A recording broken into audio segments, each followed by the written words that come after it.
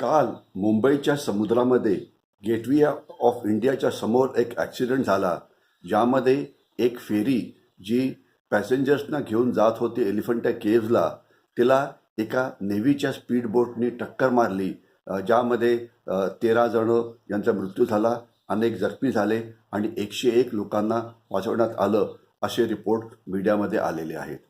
याची court of inquiry होईल आणि दोष कोणाचा आहे त्यांना नक्कीच शिक्षा दिली जाईल. पण दर्शनी असं दिसतं आहे की ही जी नेव्हीची जी स्पीड बोट होती तिचा त्यांना कंट्रोल करता आलं नाही. ती स्पीड बोट वेगाने येत होती आणि बोटीची डायरेक्शन न थांबवता येण्यामुळे हा ॲक्सिडेंट झाला, असा हा इनिशियल रिपोर्ट आहे. परंतु महत्त्वाचं असं आहे, एक तर ज्यावेळेला कुठलेही पॅसेंजर्स कुठल्याही बोटीने जातात तर त्यांनी जे लाईफ जॅकेट घालायला पाहिजे ते घातलेले नाहीत, ते एक महत्त्वाचं आहे.